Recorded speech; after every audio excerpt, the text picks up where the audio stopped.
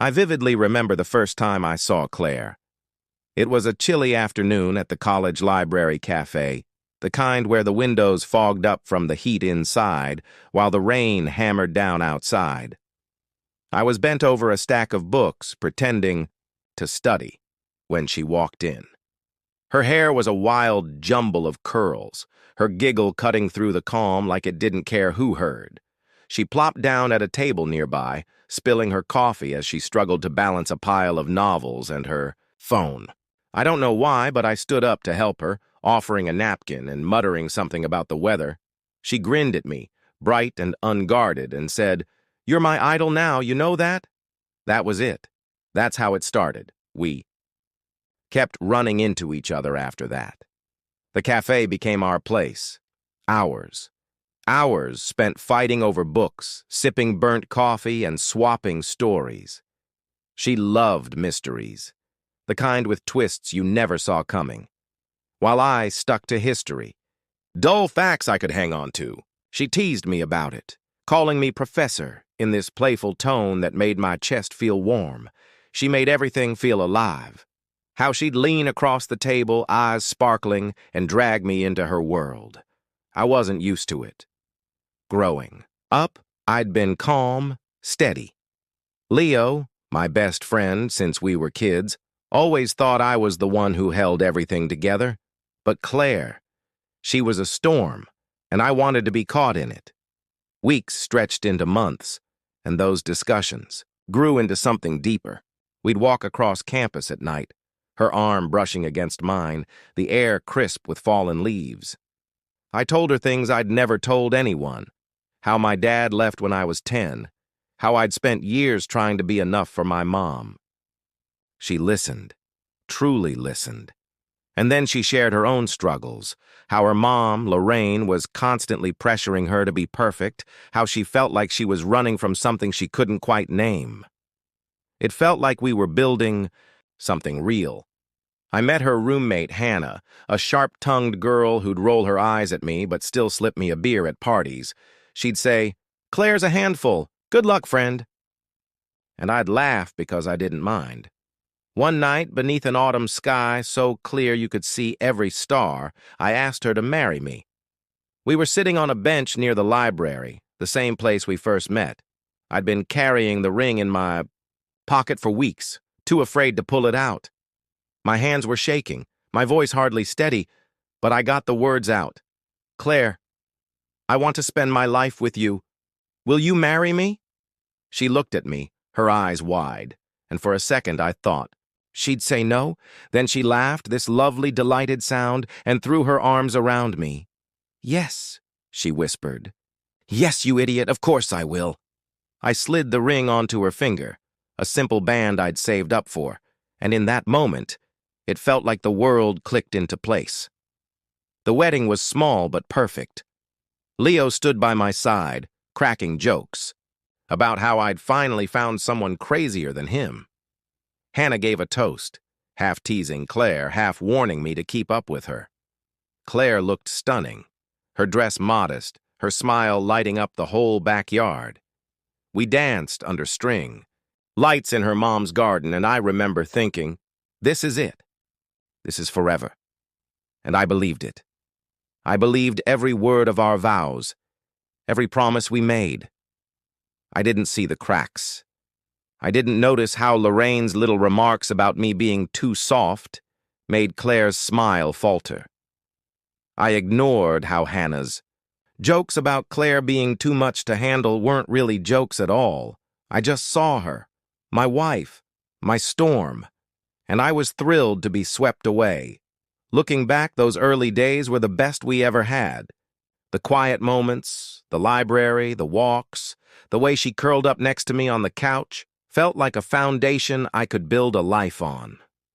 I didn't know then that foundations can shift, that storms don't always settle, that the woman I loved, the one who laughed so easily, could one day turn that laughter into something cutting, something that pierced deeper than I ever thought possible. But that's later. For now, in those first years, it was just us. Me, Claire, and the life I thought We'd have forever, without her. But it wasn't sadness driving me now. It was purpose. I prepared coffee, dark and strong, and sat at the kitchen table with my laptop. That voice message was still on my phone, a grenade waiting to go off. But I didn't play it again. I didn't need to. It was seared into me. Every word. Every giggle. She'd flown out to New Zealand, thinking she'd left me behind to drown. She didn't know. I was going to pull the plug on everything she thought she possessed. I started with the bank accounts. We'd set them up together years. Ego, shared savings, checking, a couple of credit cards she enjoyed stacking up. I had been the one working overtime, paying the bills, keeping us afloat, while she spent like money grew on trees. I logged in, my fingers steady now, and watched the balances. Thousands, thousands I had made, just waiting there for her travels, her breakfasts. I opened a new account in my name, something I'd never thought to do before, and I transferred every cent I could. The joint savings and EMP checking, down to zero. I called the bank, told them I wanted access frozen. My name was primary, my income, the backbone. So they didn't argue. Claire's cards wouldn't operate anymore. Not a single swipe. Next, I pressed the mortgage.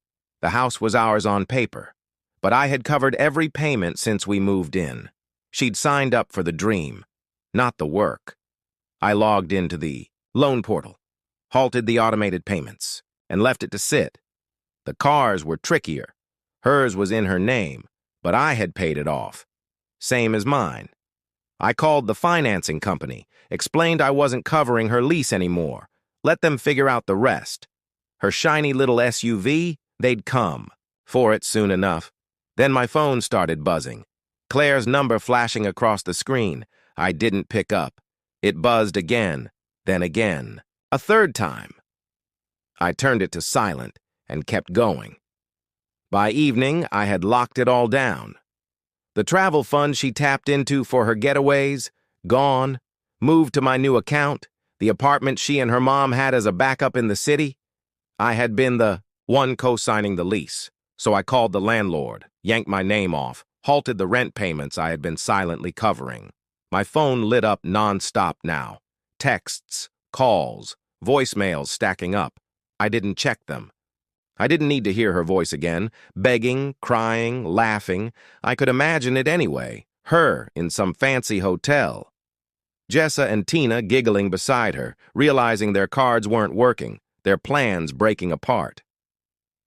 It missed calls by nightfall. I poured a glass of whiskey, laid on the couch, and let the number grow. Leo came over around 8, knocking loud enough to snap me out of my trance. I welcomed him in, offered him a beer. He just gazed at me. "You okay, dude?" His voice was careful. I shrugged, told him what I'd done. Froze. Her out. Severed the ropes. His eyes widened, then he grinned. "Slow. Sharp. Good," he said. "She doesn't deserve a damn thing from you." We sat there. No need for much talking. The TV flickered in the background. My phone kept buzzing on the table. Claire's name, a continual flash. Leo glanced at it, shook his head. "She's losing it, huh?"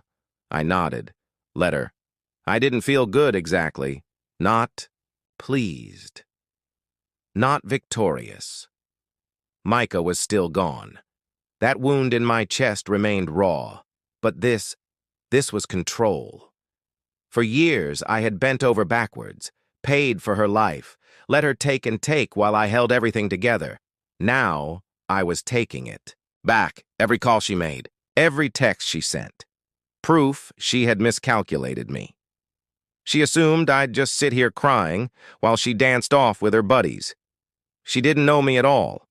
I sipped my whiskey, the burn steadying me, and pondered the next steps. This wasn't over. Not yet. She had built her world on my shoulders, and I was done carrying it. Let her collapse.